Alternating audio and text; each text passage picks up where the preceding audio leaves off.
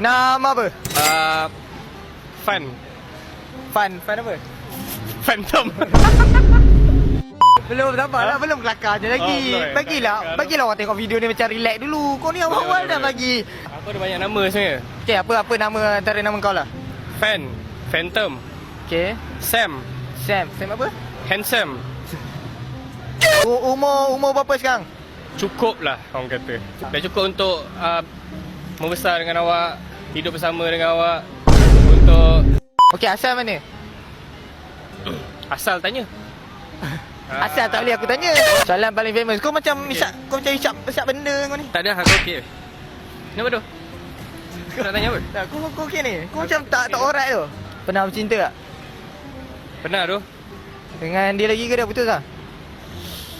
Ada yang dah putus, ada yang masih sekarang. Kau tanya yang mana? Aku tanya yang Kau tanya yang dah putus kan? dah putus. Yang dah putus. Dah putus lah. Macam mana boleh putus?